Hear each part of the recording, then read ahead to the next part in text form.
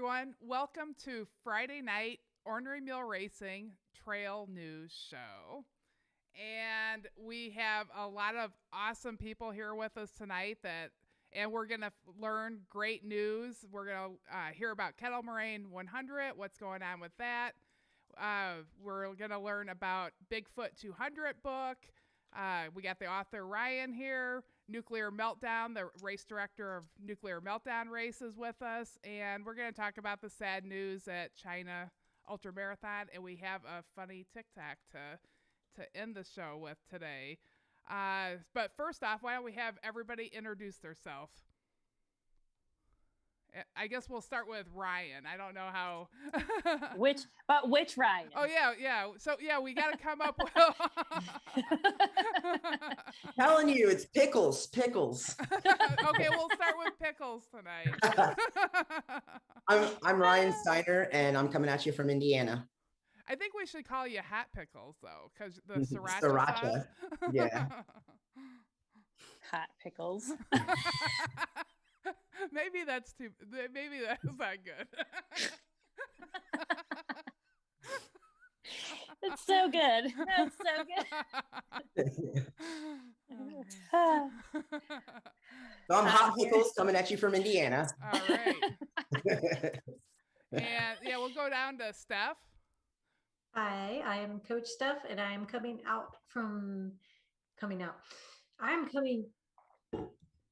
This is like the part of the stage fright, right? This is just messing it up. I'm outside of Madison, Wisconsin. All right. And then Chris.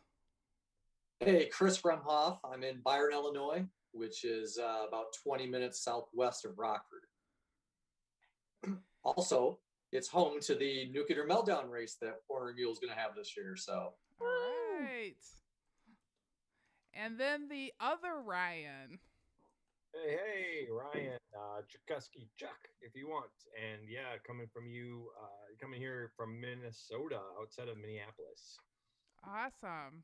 My husband drives into Minneapolis, Minnesota, almost like that's his regular trip. Brian, how cold is it at your place right now? Right now it is 61 degrees.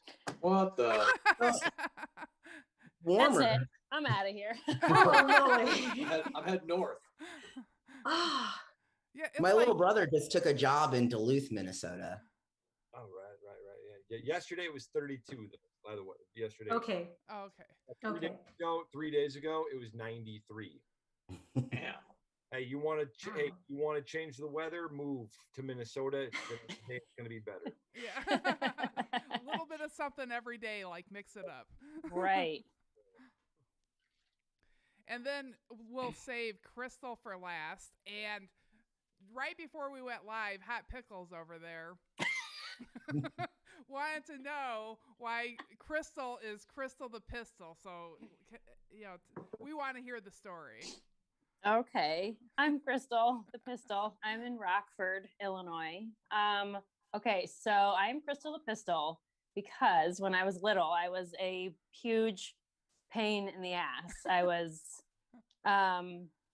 mischievous, goofy. I could fill up a room, just that's how. And I can't remember if it was my aunt or my grandpa that started calling me Crystal the Pistol, just because I have a pistol-y kind of attitude, and no one called me that for years. And it wasn't until 2018 at Galena Sky, Stormy started calling me Crystal the Pistol, just because we were talking about it. And I said, oh, I have this crazy childhood nickname, Crystal the Pistol. And he's like, you're that.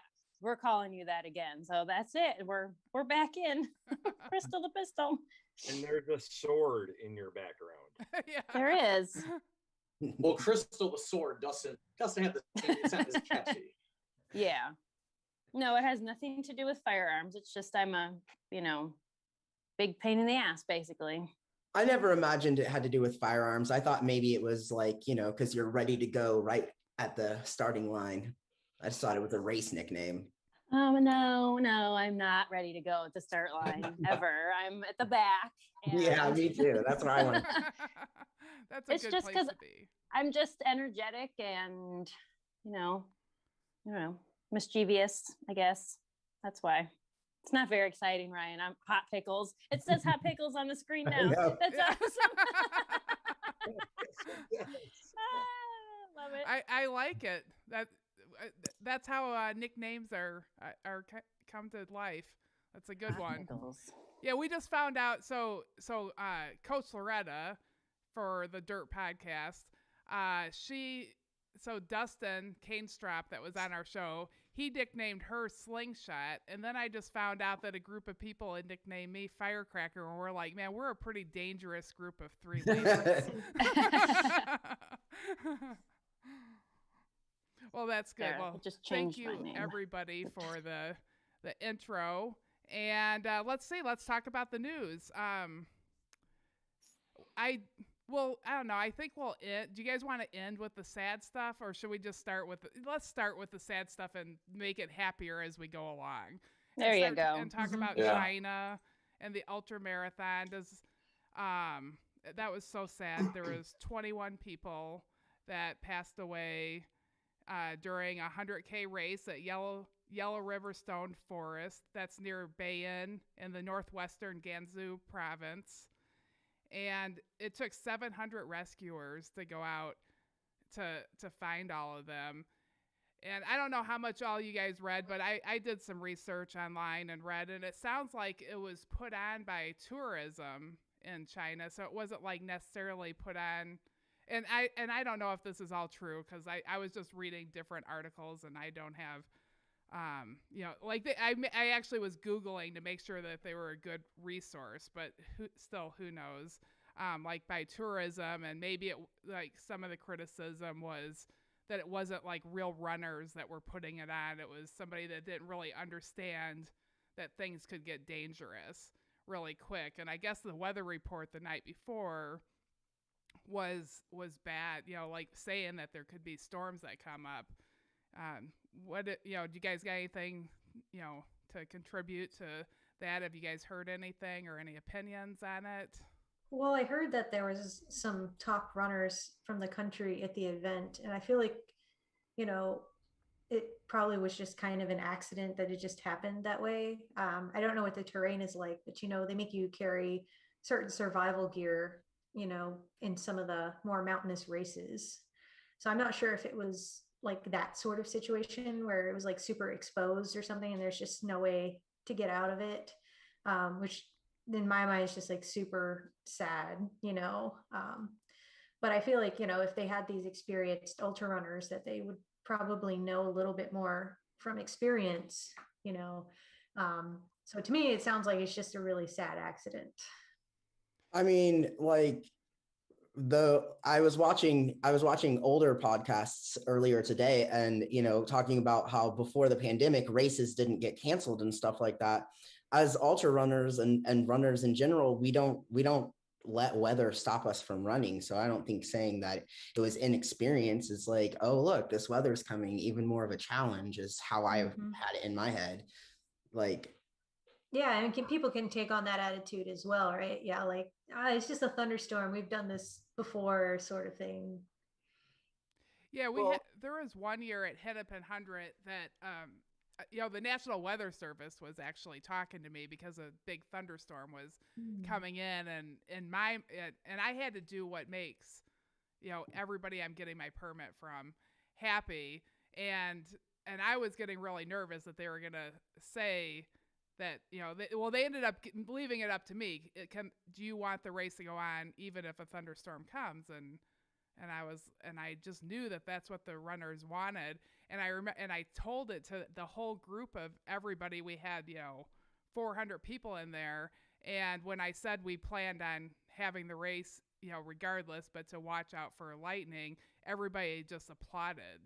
So runners do tend to they don't want to be shut down. And even at Kettle, the first Kettle race that I went to as a spectator, the police came up to us and said that there was a tornado like a mile down the road, and nobody even batted an eye. I would. I honestly would. I am out. Tornadoes, I am out. So, so we are used to being out in that, but to me, it sounds like it was just extreme cold, and they weren't prepared for that, and they couldn't make it down. It sounds like it was very steep terrain, and I did find one article that there was big prize money, like the kind of prize money that could take care of family for a long time, and one family member had messaged and said, "Hey, the storm's really bad." And they're going, "Well, I'm going to bring home, food for a year or, whatever." And they didn't make it. But, so, prize money could have been a contributing factor as well. Even Lian Qing, he was, he's one of China's like most well-known ultramarathon runners, and he was one of the dead among them too. And he's like a very well-known ultra marathon runner over there. So he went out and did what he thought he was going to do. He's probably been pretty well versed in, some of those conditions. I don't know. I guess I just think I remember and we'll talk about this later, but a couple of years back at Bigfoot, we were going into a thunderstorm. We were at the mountain range above the storm, and we went down into the lightning storm. And like no one died at that race, thank goodness, but we like ran down into a lightning storm. You're carrying trekking poles that are metal, and we went down there, but we knew what we were doing. I don't know. I guess we took the risk. As runners, we take the risk. Yeah, I remember a few years back at Hard Rock, and I didn't look the story up beforehand, but somebody here may have heard it, where somebody, actually like lightning struck right next to the winner of the race, and then they went on to, they still won the race. Yeah, it sounds like the Chinese Communist Party is looking into this event. They've actually offered the families of runners that passed away $150,000 in compensation. And that obviously is a lot of money in the United States. It's probably even more in China. But a number of families have turned down the money, feeling that it was kind of hush money, that they want this investigated. That's according to the Los Angeles Times. And that they've had over 60 other road marathons and trail races coming up that have been canceled, so they can look into some of these safety measures. So obviously this is a huge tragedy. You hope that if there's any kind of silver lining, that maybe these kind of events can be, or these kind of situations can be avoided in the future, either from organizers communicating better, or, from participants kind of going, all right, well, I might have to carry an extra 2 or 3 pounds of, let's say, a different jacket, things like that. Maybe maybe that cost me a couple minutes in time, but it might save my life, right? Unless you're going to win the race, that extra jacket in your pack probably is going to make the difference. Yeah, I think that's a big thing. Go ahead, Steph. Yeah, I think it's like a good reminder that, if a race director says that this is the required gear for this race, that you should absolutely be carrying it. Yeah, I think that, as race directors, as me, I'm going to look at it and think, how, that's scary. I don't ever, I can't even imagine surviving the heartbreak of something like that happen. And, I know runners want to do stuff no matter what. But, maybe we need to, like really work with the National Weather Service and stuff like that. And the runners are just going to have to hear the hard answers.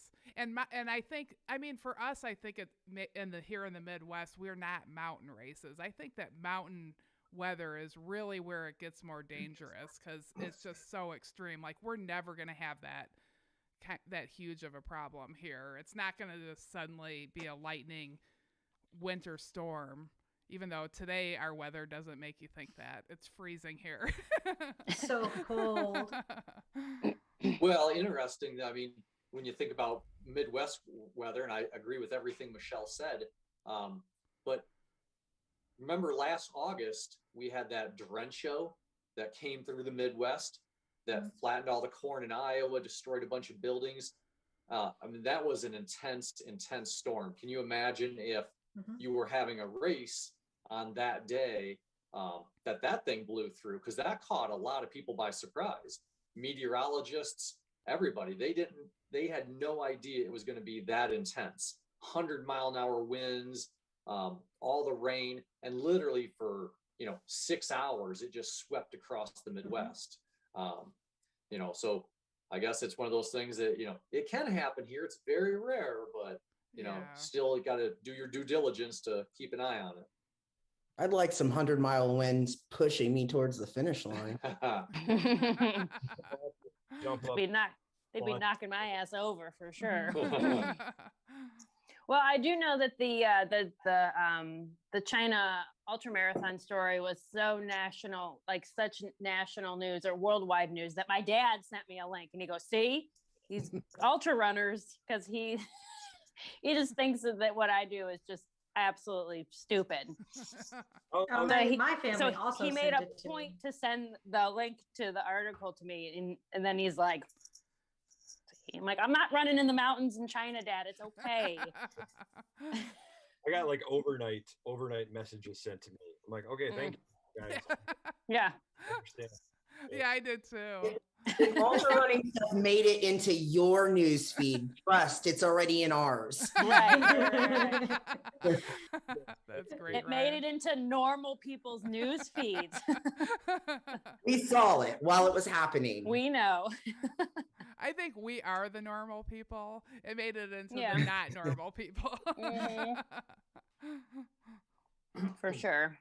Okay. Well, I guess the lesson learned is just to keep working really hard on safety, because we love all of the runners out there, and we want the runners to take care of themselves, and we want them to get most important. I mean, I can remember my first Hennepin 100 as race director. The most important thing to me was getting everybody safely to the finish line. That's all I was thinking at the start. And, that's just what we all need to work for. Yeah, for sure. So, well, let's go on to like fun racing and like exciting stuff. And we'll go on to Chris Remhof and the nuclear meltdown. Oh boy. All right. So the nuclear meltdown elimination race is something that Michelle and I talked about in 2019. So we had this idea to do an elimination style race where everybody starts on the hour, and then you've got 1 hour to finish the loop. And so don't be eliminated. It's definitely all about pacing. It's definitely all a mind challenge, because, with the loop, you might be able to finish it in 40 minutes, but then you've got 19 to 20 minutes to kind of, sit around, stiffen up. Oh, and you could do that for a few hours, but, after 6, 8, 10, 11 hours of doing that, that hurts really bad, running, stopping like that. So in 2020, we had big plans for the nuclear meltdown. And then of course, Corona happened. So the 2021 version is going to be at the Byron Forest Preserve in Byron, Illinois. And it's going to be a really great course. The Byron Forest Preserve is a absolutely beautiful place. Byron is lucky that we have a nuclear plant down the road. And so that's part of the reason it's called the Nuclear Meltdown Elimination Race. Is our original spot was going to be literally right next door to the nuclear plant, where you would be seeing the cooling towers that are 495 feet tall right next door. But that location just wasn't going to work for this year with Corona. It needed too much work, and with not being able to be sure if the race could happen because of restrictions, we moved to the Byron Forest Preserve. Now, the benefit for the Byron Forest Preserve is their trails are fully maintained, in immaculate shape. We've also got plenty of parking. It's going to be a very easy facility to get to, a very easy course to navigate. So you're going to have options of 4 hours, 8 hours, or 12 hours. And the loop is about 4.16 miles. Everybody's GPS will vary a little bit, but it's roughly about 4.16 miles per loop. and it's maybe 325 feet of gain. Some people I've seen 300, I've seen 350. Everybody's watched a little different, but so 4 hours will get you 16.6 miles. 8 hours will get you 33.3, and 12, that'll get you 50. So, it's going to be mostly prairie. There's some wooded sections, but it's going to be prairie for the vast majority, well, probably 75% of it. So the middle of August, it's going to be hot. You're going to see a lot of, if it's full sun that day, you might melt down. That's going to be the trick is, regulating your pace, regulating your temperature, keeping your fluids going. That's going to be the challenge. Now, the way the race works is, let's say you're doing the 8 hour. Your first 7 loops, the point is just to don't get eliminated. The last loop, so loop 8 in my example, that is the race. So first 7 loops, don't get eliminated. Last loop, go like hell. And that last loop, the first person to cross the finish line is the winner of the 8 hour event, and so forth and so on for age group, etc. So that's going to be interesting. We'll have one aid station at about the 2.5 mile mark or so. And then we'll have the main aid station at the start finish.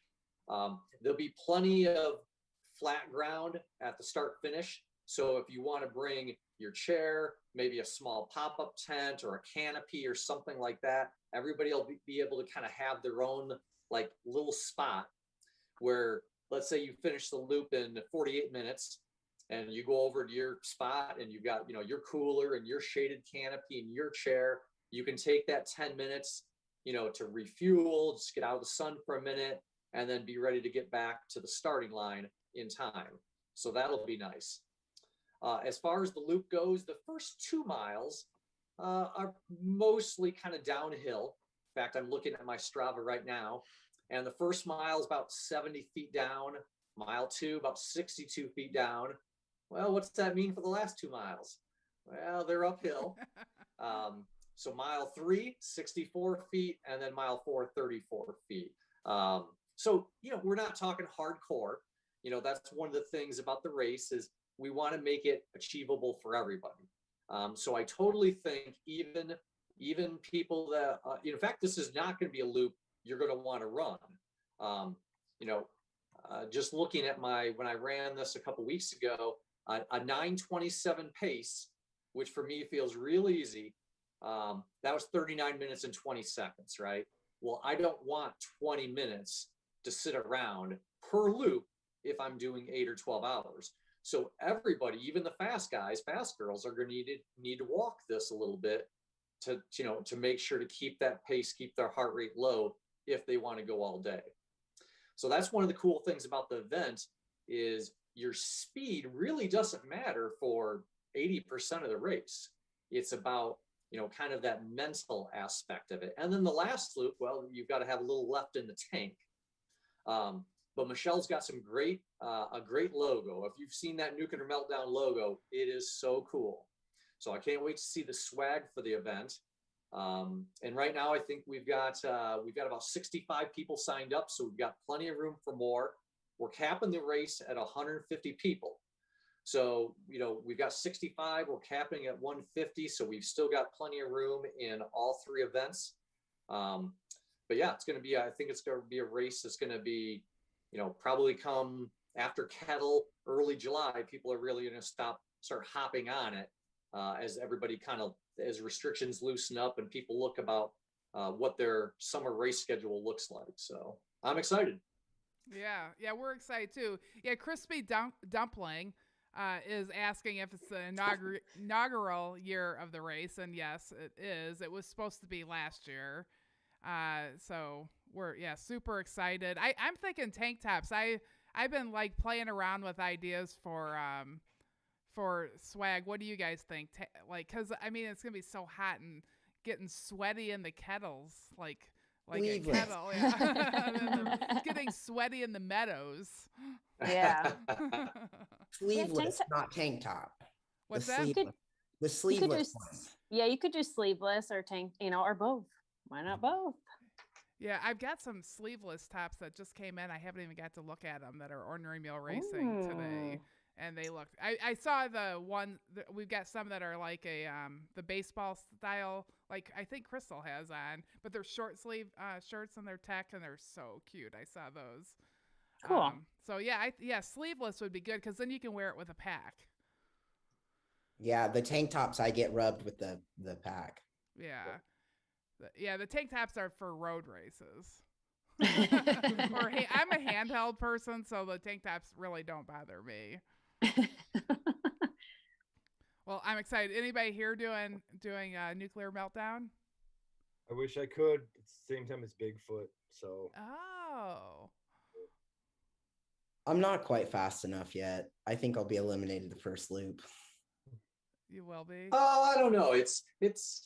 Hey, I'll tell you what, Ryan. If you ever get a chance to come out this way, I'll take your personal tour, and that really goes for anybody. If you contact me, contact Chris Remhof, and you're in the Byron area, and it works out schedule-wise, I will take you out and show you the loop. I feel as I'm a trail evangelist for all the great trails that we have in Byron. I'm a new commissioner for the Byron Forest Preserve District. So I'm one of 5 board members that helps oversee the district, and we've really got some great trails in this area. So if you get a hold of me and you're in the Byron area, I'd be happy to take you out and show you some of the trails. So. Nice. Yeah. Thank you. Yeah, that's awesome. great. The commish. Way to go, Chris. Everybody's going to come out with a nickname. We got Hot Pickles and the commish. The commish. And Chuck. Okay, Coach Steph, we need something else for you. So we are getting some people in the comments here. They're really excited. Lots and lots of people are like sleeveless. And then Sid Wagner wants tube tops. So like, Nice. So you mean just like a larger buff, right? Yeah, right. If you know what, if Sid will wear it for the race, I can order her some tube tops. Are you game? Can we get Sid kind of like a cut off, one of those 80s cut off kind of tube top thing? I would totally wear one. I will wear one. Me and Sid will be the only ones there in tube tops. Yep. Perfect. Yep. Okay. Now you guys just gave me more work to do. I need to go search for tube tops tomorrow. We're outside the 90s. Can we buy them? Right.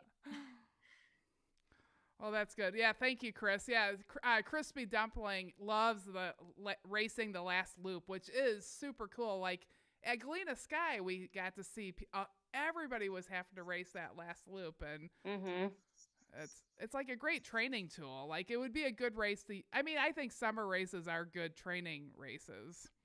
Anyhow, I love summer. I think so. I love summer. Yeah. Me and Steph are the summer gals. Yeah. You keep talking about how you want to run in the heat, and I'm just like, Well, I do it, but yeah, I'm technically signed up for Eastern States the same day, so okay. hopefully that'll happen. Yeah. Nice. Yeah, well, summer everything's opening. It's tough.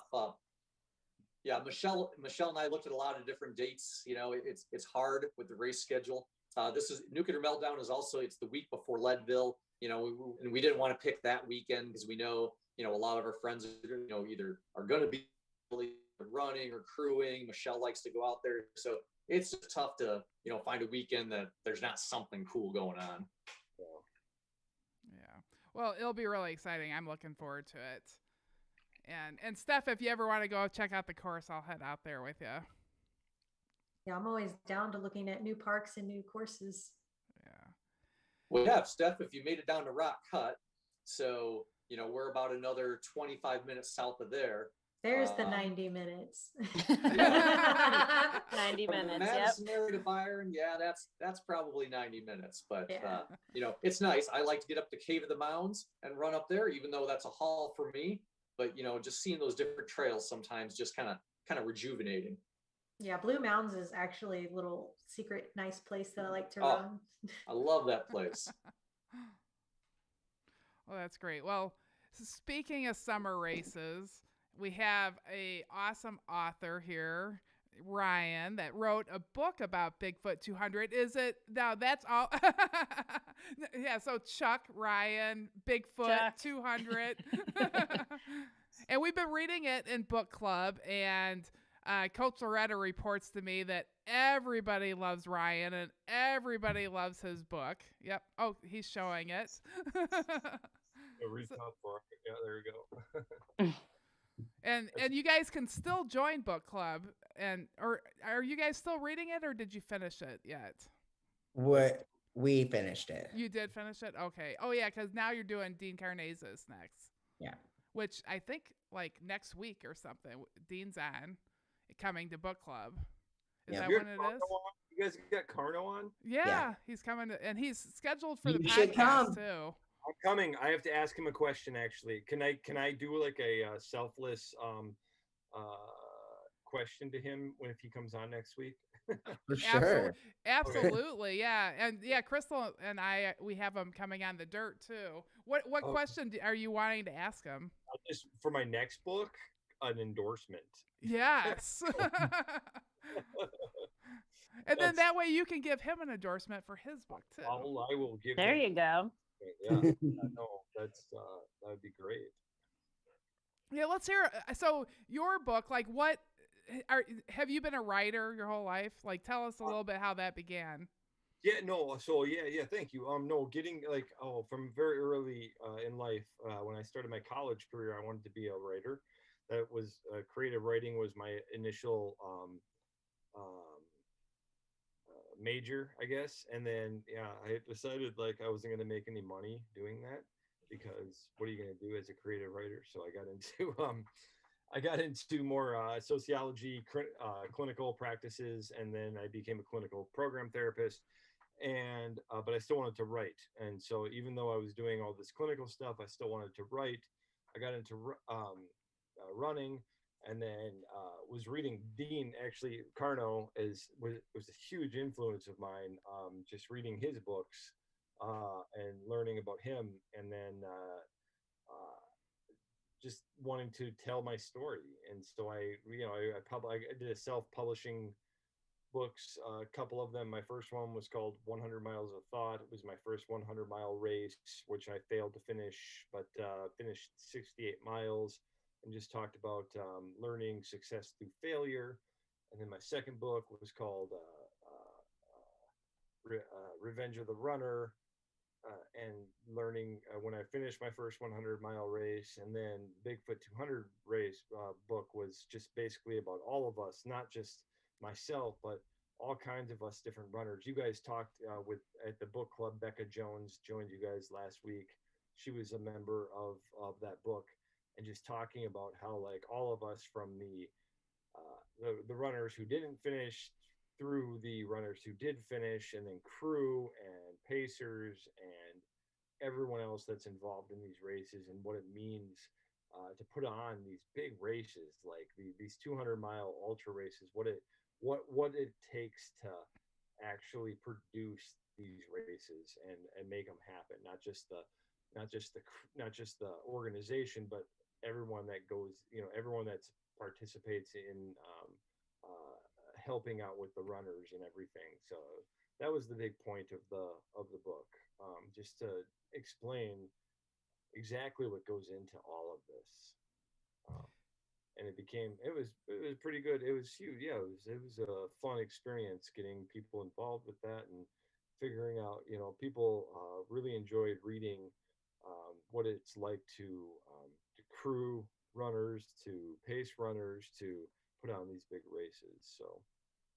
And then your wife, she was your crew? She was my crew, and pregnant at the time too. So yeah, so she was a trooper for sure. She was her input into the book was really cool. It was all first person perspective. The Bigfoot book was everyone's first person perspective, not my own words, but their words. So kind of a cool way to present that book as well. So if somebody reads the book, like, are they going to learn? Is it a book to kind of learn about the spirit of ultramarathon, or is it a book to learn about like how you might be able to accomplish? Like, what do you think the goal, that goal would be?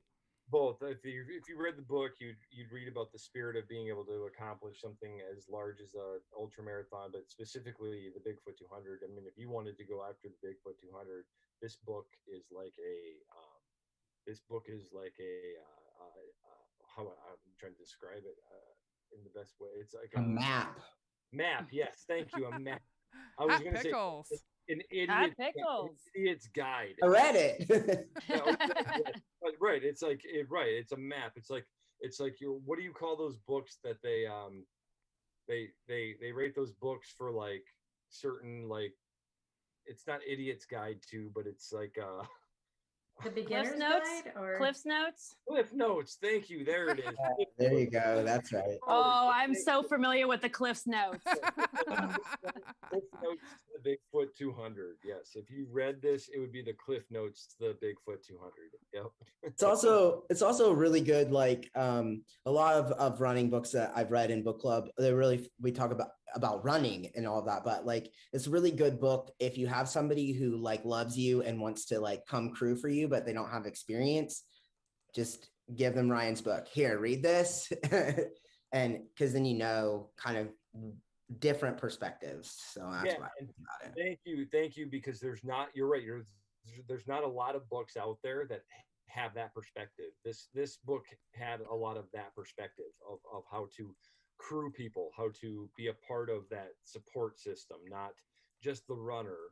I think that was a big piece of this one as well.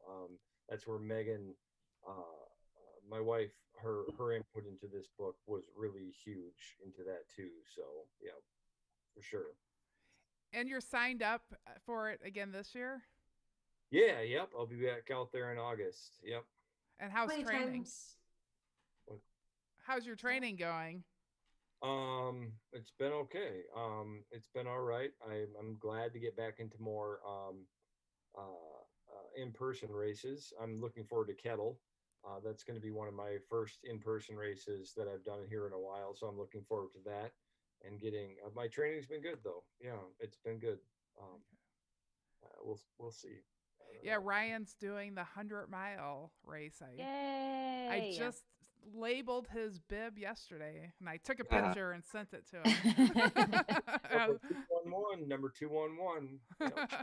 I was like, I probably shouldn't be doing this because I know this person. Take a picture. I know this person. Take a picture. Like, I'm gonna know everybody. I'm gonna have to stop. So 211 is the bib you sent me. My bibs for Bigfoot are always 112, so we're just inversed. That is awesome. Well, that's so funny how that happens. Yeah, my first races, all my bibs had 147 in it in some sort of order, which was really cool for a while. We get to pick our bibs for Bigfoot. And 112 is my anniversary with my wife, 11/2, November 2nd.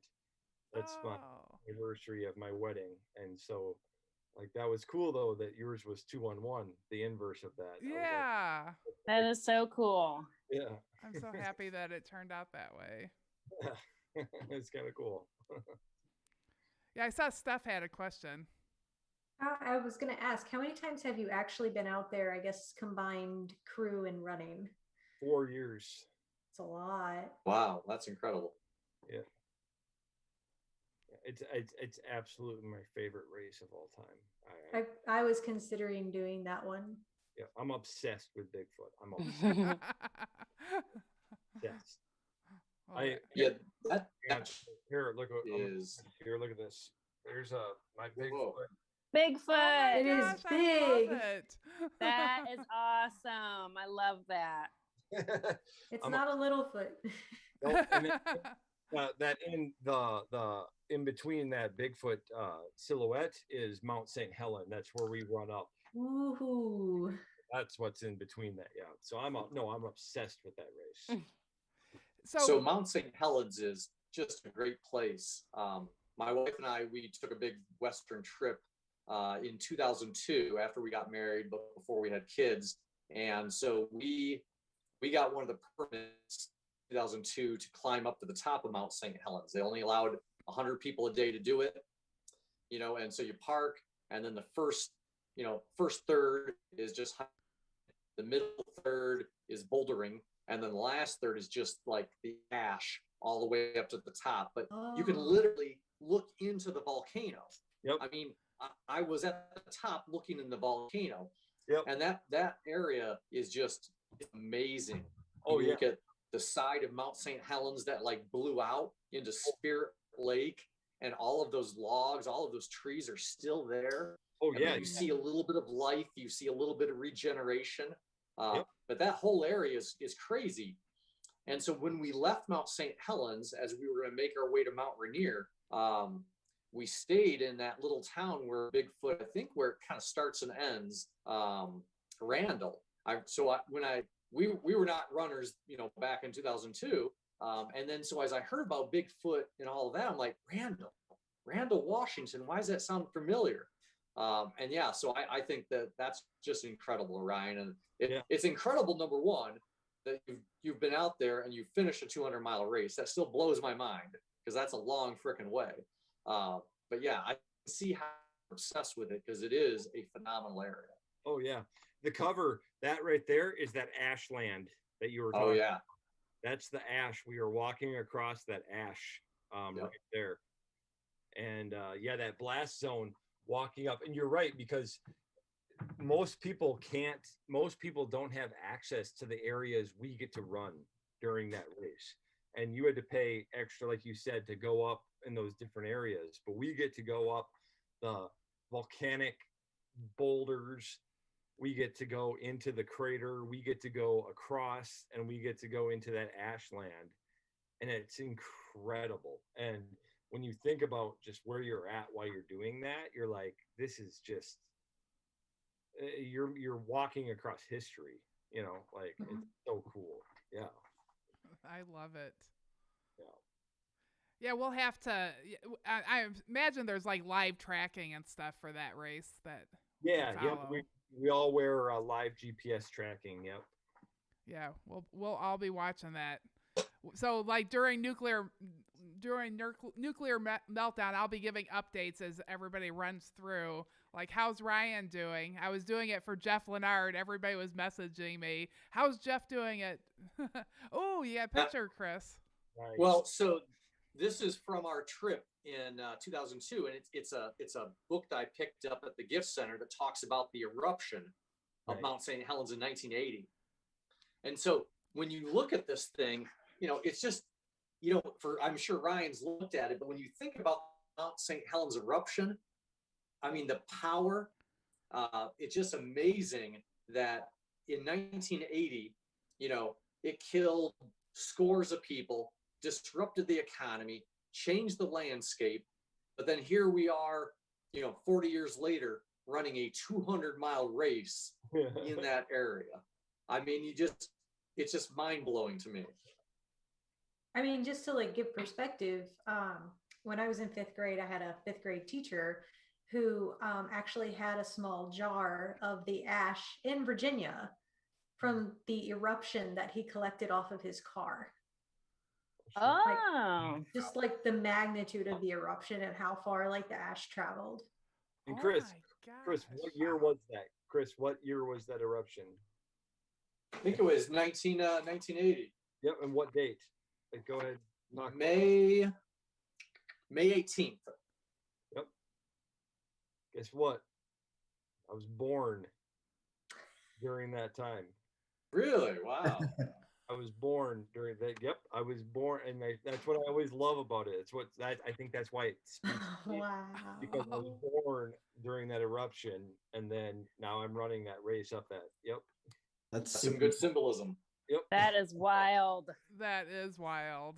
Yeah. The only question that I asked you, because I knew the answer already, but I know. Yep, that was it's a cool thing that. Yep, I was born during that time. So yep, it was cool. And Chris was such a good student and had the answer already. You get an A or gold star.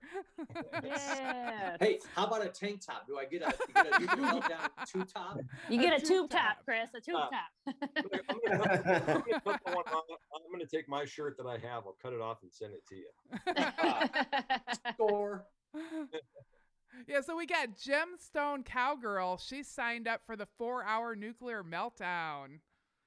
So Woohoo! Gemstone All right. Cowgirl, do you want a tube top, a sleeveless, or a tank top for the race? We're working on Tube top. we're using the show to work on swag. So Tube top. Let's see, a cowgirl, a gemstone cowgirl. Oh. Like Or- a gemstone cowgirl. Tube Or- top. Maybe we should do a belt buckle instead of a finisher medal. Well, you go 12 hours, that's 50 miles. Some Yeah. 50 milers give you a belt buckle. Yeah, I think everybody say what you want on that too. We could do a belt buckle because I haven't ordered those medals yet. I think a belt buckle would be cool. I'm thinking I think finisher awards should be tube tops, but that's just me. Sid's onto something there. The tube top is a great idea. Good I idea, Sid. Hey, Um, Michelle, so if you go with the tube tops, you're going to have Crystal and Sid on the website modeling the tube tops. Yes. I tell you right now, we are both here for it. So I will answer for Sid. Yes. Operators Yeah. are standing by. We have volunteered Sid. I think we need to have Rory from the trail, or what is it? The Trail Gangsters. Mhm. Do a video of you guys dancing with the tank tops, up a level. I'll call in some Oh, man. favors. He needs get to you write a the rap book song and- about tube tops. Oh, that's Back around like a gemstone cowgirl.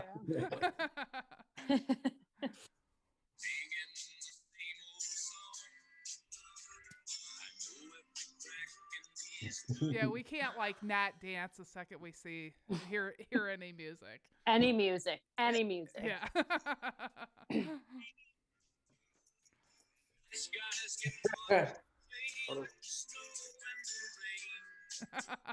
Come on, Glenn. Get to it. Looks like Sid has been listening. He says, "What Yeah, did he I said, get "What did I myself get into?" myself Oh, he said say what he got. That's good. And then also I hear, so it is Wednesday. Here we go. Rhinestone cowboy. All right. There we go. That's Woo! good. Good. Too funny. Yeah, that's great. We came up with some great ideas here tonight, guys. I mean, we got some new nicknames. We've learned some old nicknames that people had. We've learned the origin of Crystal the Pistol. Let's see. Well, I guess the only thing we haven't went over is Kettle Moraine 100. I haven't shared what's going on with that. And I've got Hennepin hat on. I was meant to put a kettle hat on. But this one was the one that I saw today. We do have some good news with Kettle Moraine 100. It's been a lot of work to work through everything this year on permits and stuff like that. And the DNR they love seeing the runners out there and really appreciate them, and they were trying to set us up for success, there was a lot of things we needed to do, but it was because they wanted everything to be safe and for everything to be successful. And we were at a point where it was going to be an hour wave between each start, and but right now we are allowed to have 350 people together at one time. So Nice. so I've been working through this week to try, so 350 people, I don't want it to be a person that somebody gives me an inch and we take a mile.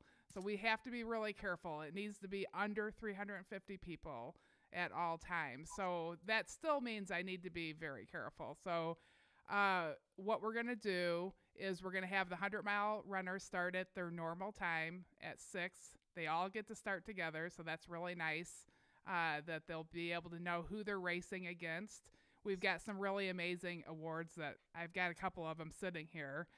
And then the 100K people, we're going to have them start 1 hour later. So you get to sleep in a little bit.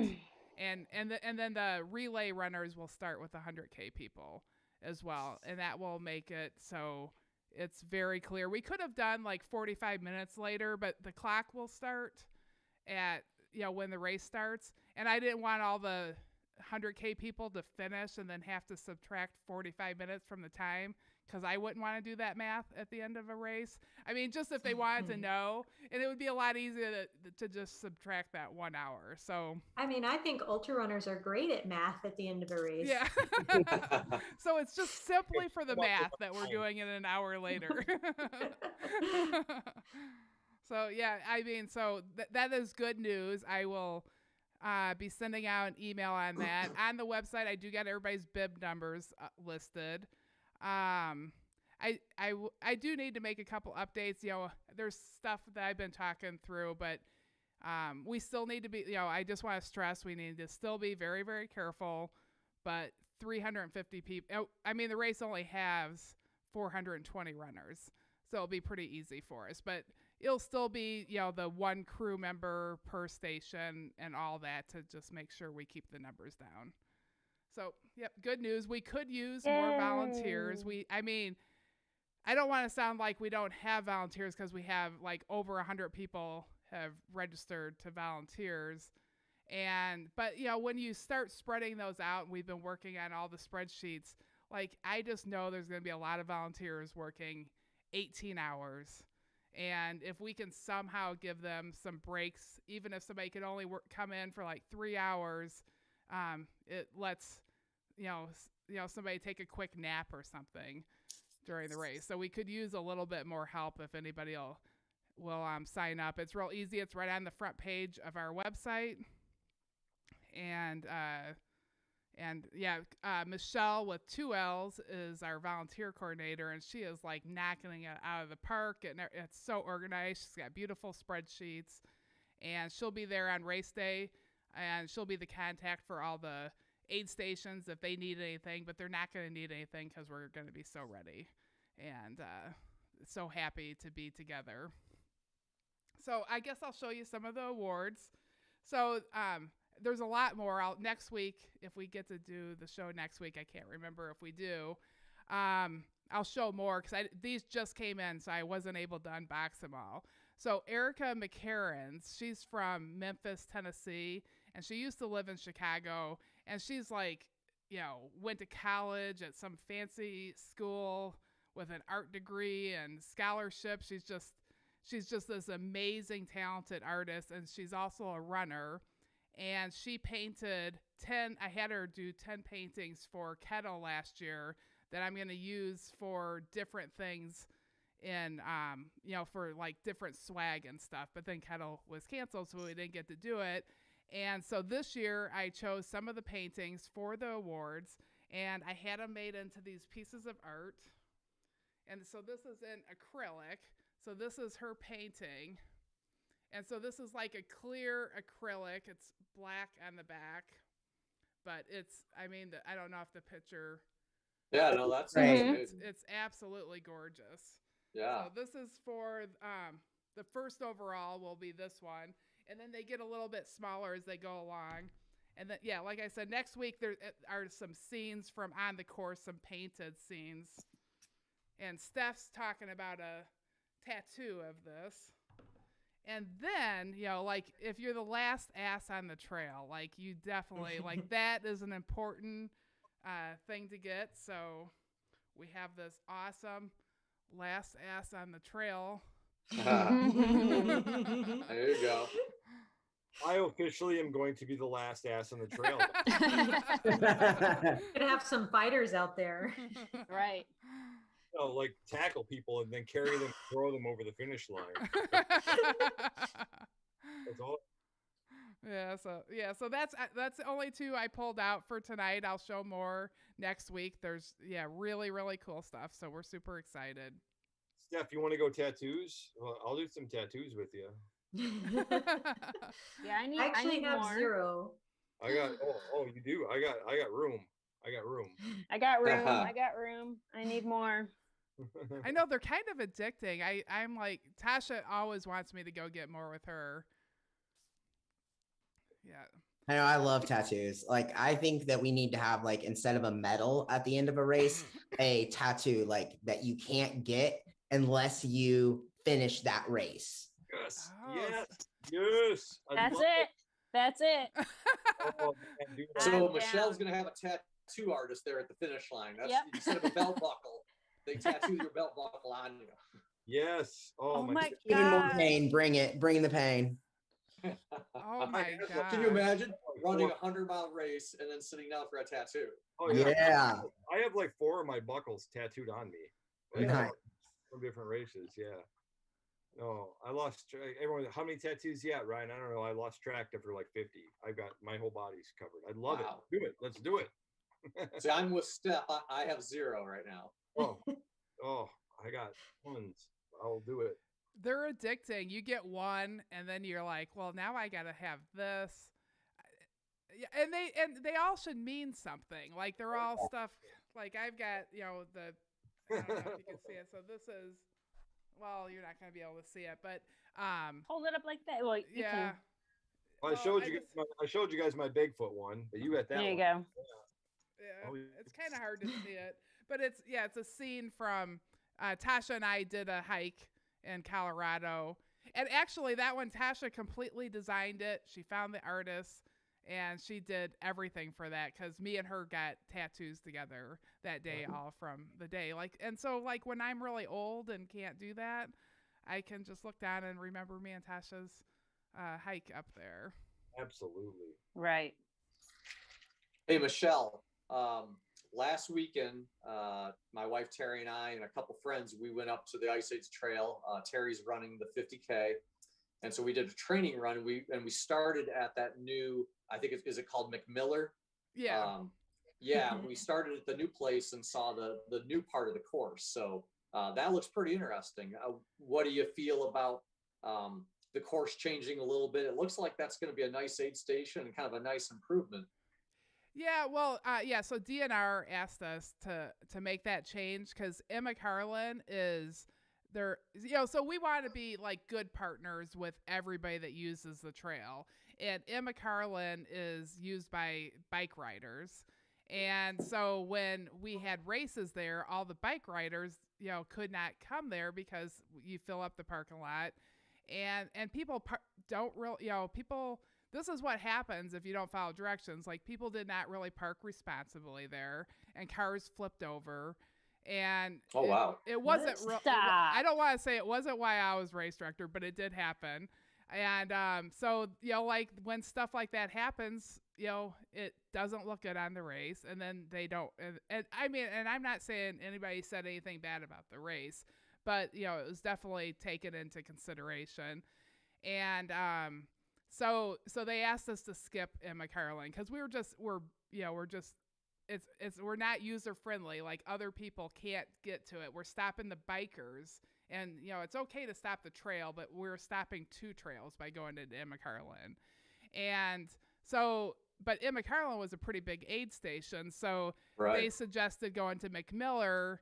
This year we won't be able to use the buildings because of COVID, so everything has to be outside. So there's a building there that's like at Scuppernong, but we won't be able to use that this year.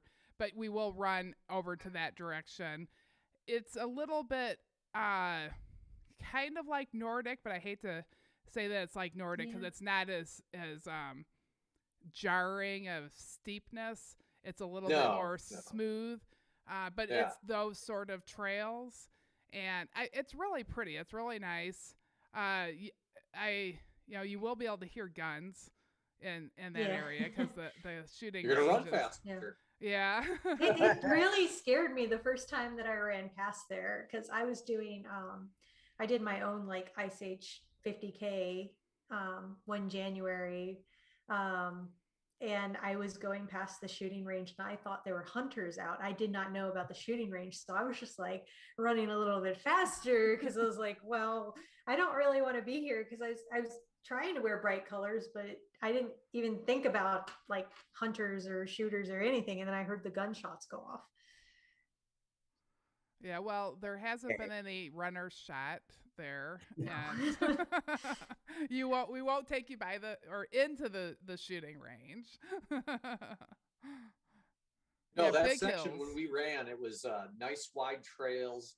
They weren't exactly mowed, but they're going to be mowed for the race. But they were nice wide trails. Pretty shaded. There was a few open spots, but only really a couple. There was maybe one or two good hills. But yeah, certainly pretty runnable. So it looks like a neat addition. Yeah, it'll be nice. There's a lot of parking there, so it'll be a good spot to see your runners, which is hard. I mean, honestly, Kettle, it doesn't have like for going to aid station. It's hard for crew. There's not great parking on some of those places, and it makes me nervous to see where some people are parking. Mm-hmm, mm-hmm. So this one's a great place like to hunker down at, and there's plenty of parking. So that'll be good. Yeah, it's all going to be very exciting. And then I guess I could talk a little bit about Scuppernong. So when you get the Scuppernong aid station won't be there because you would if we had the Scuppernong aid station, you would cross the street and get to another aid station in just a few hundred feet. So there's no reason to have an aid station at Scuppernong because you used to do an out and back, but because of the mileage added on at McMiller, you're just going to run through Scuppernong and then you're going to cross the street to the Highway ZZ aid station and then hop back up onto the trail. So that's something to watch for. We will have people there making sure that goes well. And, lots of signs. We're going to have a shoot. We've been working on ideas for that area. Actually going up there tomorrow and running with Natasha. Steph, are you coming or no? No, I'm running an aid station tomorrow. Oh, okay. So I'm available Sunday. I'm not available Sunday. Oh. No. But yeah, we'll see what Scuppernong is all about. I'll keep what you just said in mind. So I'll try to visualize it tomorrow. Yeah, and then if you want, you can always download the app or download the GPS file and follow that. So the 50K we do a 1.8 mile loop out in Scup, and then you cross it, and then you go on to the finish. So runners will be at like mile 34 now when they get to Scuppernong, where before they were at a 50K. Okay. So good to know. It'll be really good, really nice. Actually, I meant to do this as the very first thing of the show today was I wanted to give a shout out to the Walworth Jefferson County Ice Age Trail Alliance chapter. So there was a big tree that was on our course today, and they went out and went and cut it down, moved it off of the trail, and made it nice and clear. So that's the Ice Age Trail Alliance did that for us. So super nice. And people can donate to them. Just go to iceagetrailalliance.com and they got like a donate button. But I mean, the races would not happen. They're all volunteer and like they, we would be taking care of the race. We would be taking care of the trails because the state would not take care of it enough for runners to be out there. Like there was even a spot on the trail that they were telling me that they had put some mesh down, and they're making sure that gets gone because they don't want runners to have to run on it. Yeah.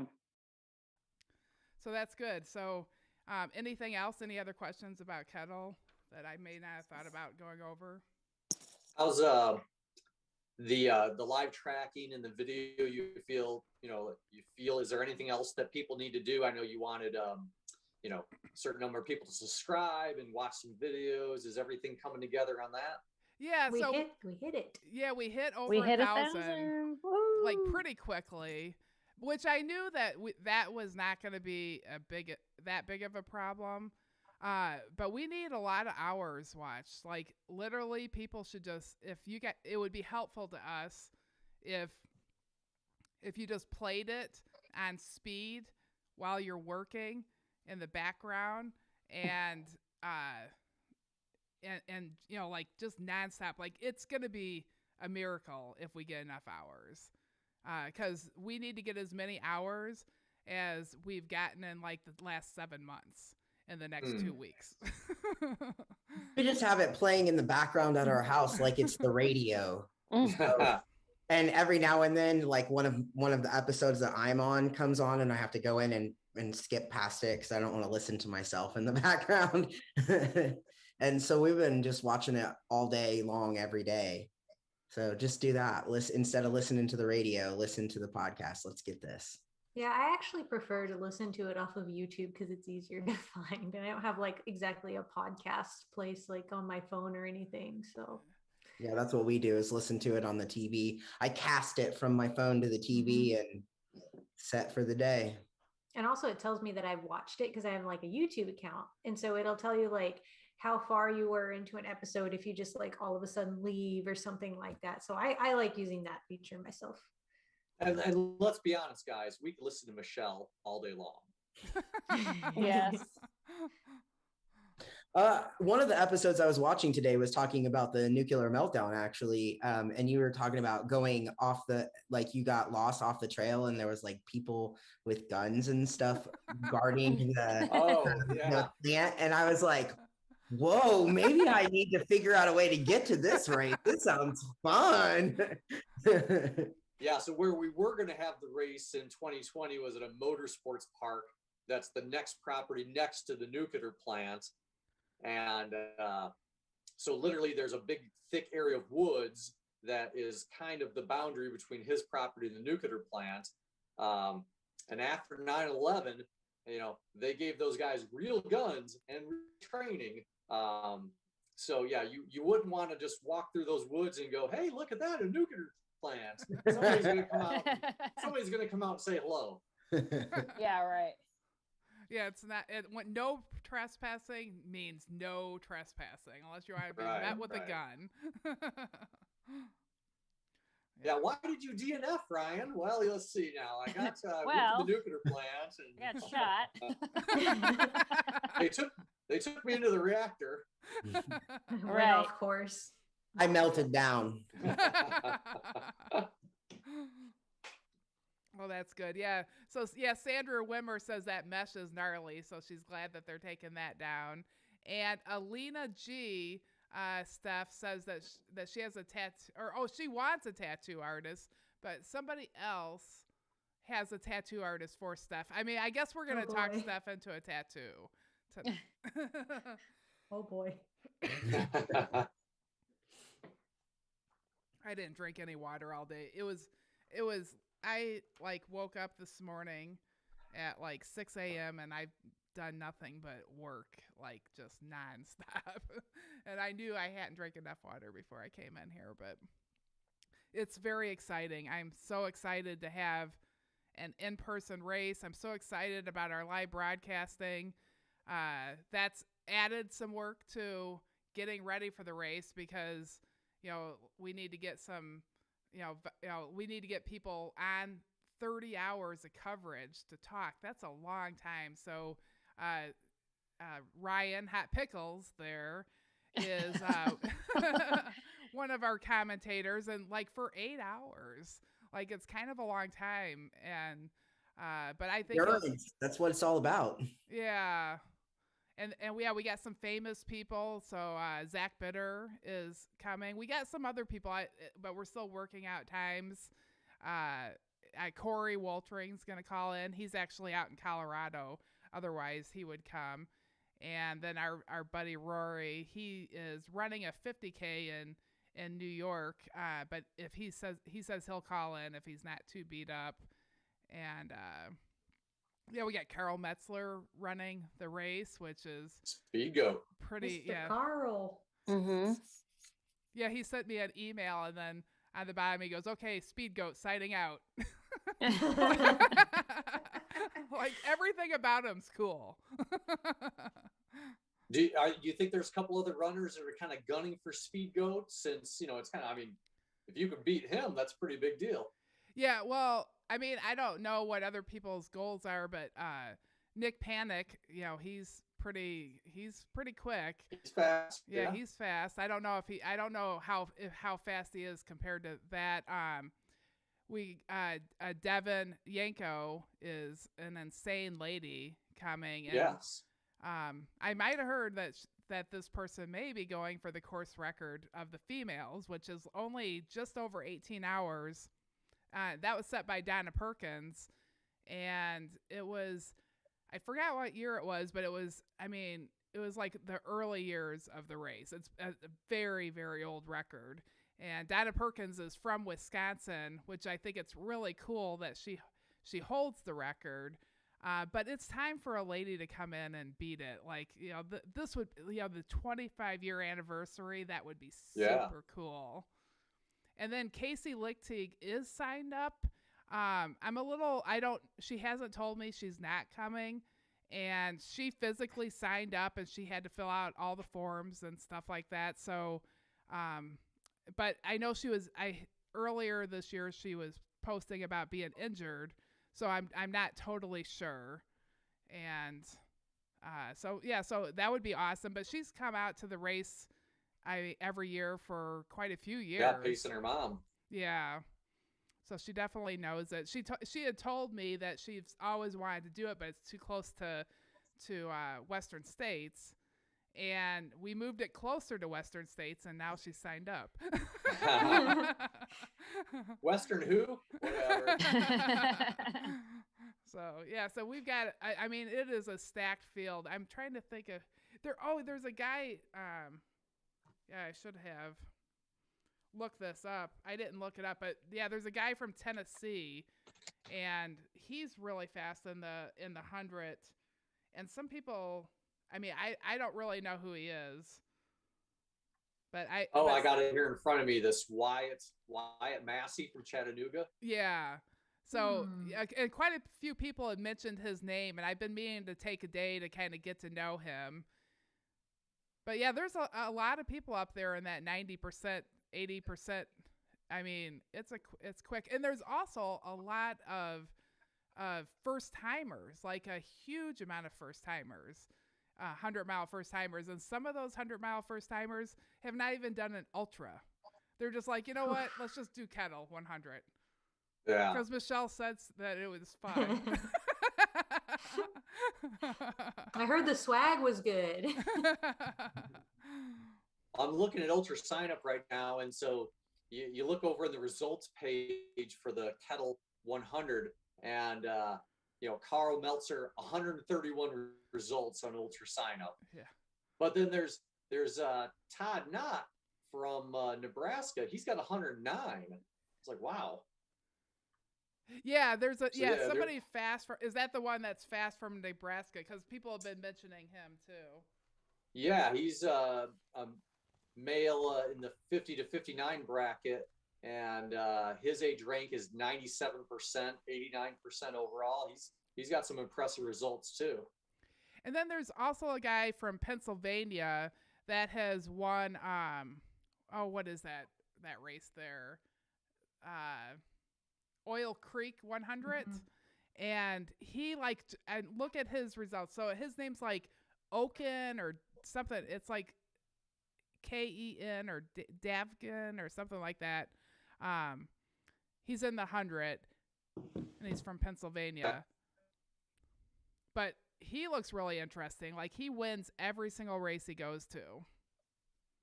And those trails are absolutely gnarly on the East Coast. Mm-hmm. Oh yeah, I see him here. Wow, he's got 164 results on Ultra Sign Up. Yeah. And then look at them. Like, they're all like wins. Yeah, I'm looking to see if there's any kind of big go out. 100K. Weren't you going to Hellgate till Corona happened, Michelle? Yeah, you broke up a little bit, Yeah. so we missed what you said. Oh, he ran the Hellgate 100 in Virginia. Yeah, he did pretty well there. Yeah, he's got some impressive finishes. Yeah, and he's a little. I mean, he's not a young buck. He's a master runner, but he looked pretty exciting. So yeah, I'm super excited. I mean, it's going to be a great race. I love looking at Ultra Sign Up and seeing what people have done. And some people they've done some races recently. You know, their training looks really solid. And so you're gonna for sure want to tune into the live broadcast because it's gonna be fun. So yeah, we'll have drones out there, we'll have cameras, and then the broadcasters will be in a studio. We're actually using a church camp that's nearby. Wow. And because there's the best internet service there, because we need internet service. And then they'll be able to see on TVs what's going on. And then they have notes of everybody that's on course. All the runners were able to fill out a form and talk about themselves, so they'll be able to tell the listeners. They can give shout outs to their family. And yeah, we've been working really hard coming up with ideas to make it nice. Luke, that is doing that, said that it'll look like a sports television show. He's determined to make it super nice. So I'm really excited about it. That's cool. I'm super excited about it. Every time someone tells me that they know someone that's running Kettle, I'm like, okay, well, I'm trying to memorize people's names. And also I've been trying to remember who's pacing people and stuff like that. Cause I think shout outs to your pacers and stuff like that is really important too. Like the people who aren't running. And we were talking in book club is that a lot of times people don't talk about people in the back of the pack. So I've been studying the underdogs and stuff like that so that I can know my stuff there too. I'm very excited to do it. Oh, that's great. I'm so glad that That's you're awesome. doing that, Ryan. Hot Pickles. You better introduce yourself as Hot Pickles. Where are we going to get a Hot Pickle shirt or a hat? Now, is that a hat we can add? Tube top. Tube top. I almost said if you do the two tops, I'll put one on too. Yeah. Yes, What about Hot how in the two top? Pickles. Well, that's fantastic. Okay, well, yeah, so we're all super duper excited about Kettle and live broadcasting and all that stuff. Yeah, make sure you tune in, go to and subscribe, listen to our show. Really, the reason we want to get to that is so we can monetize, and because it's really expensive. So there's gonna be 8 full-time, people working at all times on the tech side of that, and they're professionals. It's not it was very expensive for the race to do. So if we monetize, then it would just mean sometimes a commercial my son says, oh, it means you'll make $1 a month on commercials.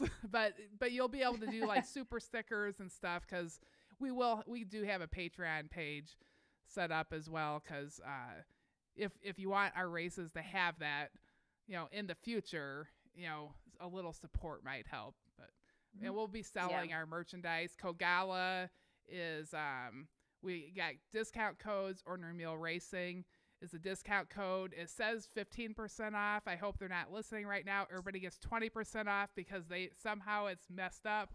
But you can get 20% off of Kogala using ours. So don't listen, Kogala. I just bought one and it was 20%. So yes. They just like us best. And they're Man, the I ones love my Kogala. Yeah, we get a little percentage, for that. So that actually buying the Kogala, helps support us. If you buy stuff on ornerymuleracing.com, we have lots of great merchandise on there. like that helps support us. Like, we're just, we want to keep doing cool stuff like this and highlighting the awesome Midwest trail running community, because it's about time we're on the map, because it's always West Coast and East Coast, and we're the freaking Midwest, and we are the best. Hell yeah. But we love all those races as well. Yes. So the TikTok tonight, I chose it because it so we're getting back to in-person races, and this is it's not an ornery mule, but it's a mule that is, or a donkey that's really excited to see the person that raised it and trained it. And I hope we get to hear all this. My son's getting ready to go on, but it's just so adorable. And also we have a TikTok thing. It's Ornery Mule Racing TikTok. Right now it's my picture, because my picture accidentally got on there and I have no idea how to change it. I've already spent like 30 minutes trying to figure out how to change it. So you won't see the Ornery Mule Racing logo. It's my mug, because I did not know what I was doing. But we're working on figuring out how to do TikToks, and because we think they're super fun. But right now we're just watching the TikToks and laughing at all the cute animals. And so let's see, we're going to share a screen here in a second. Let's see, we're working on this. And this is so cute. Oh, they can't see it yet. So this is a donkey reunited with the girl that raised it.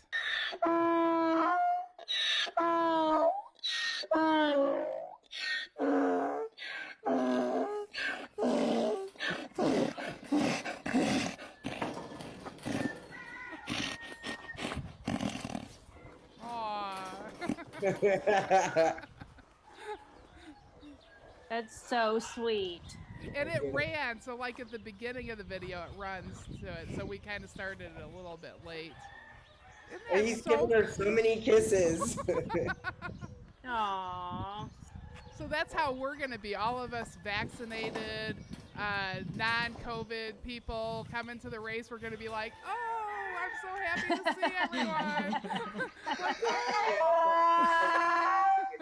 Oh my god.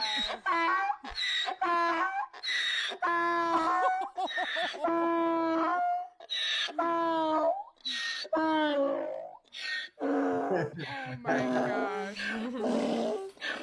I feel like I saw people making that same face at Galena when they were happy to see each other. So that's our TikTok. That I thought that reminds us of all of us coming back together, hugging at our first race.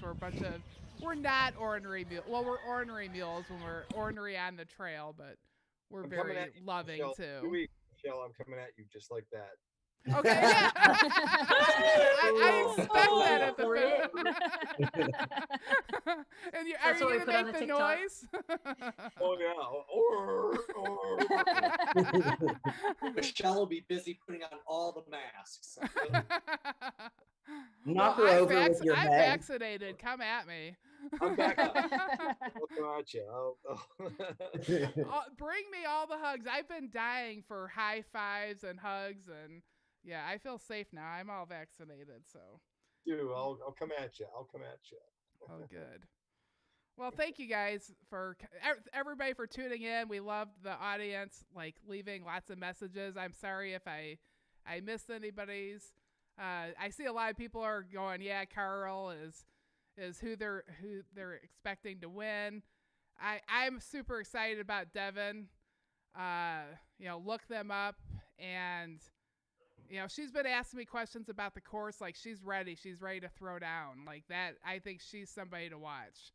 And oh yeah, so my son is telling me you need to like this, you need to subscribe, and you need to share and tell people to watch it. So smash that subscribe button. We need that. And thank you so much for listening. So yeah, we'll try to come back next Friday. It's a little crazy right now, but our Friday news, this is fun. And thank you guys so much. Bye. Yeah, thanks everybody. Bye. Yeah, thank you. Bye. Bye, bye, bye, bye, bye, Subscribe! bye, bye, bye, bye, bye, bye, bye, bye.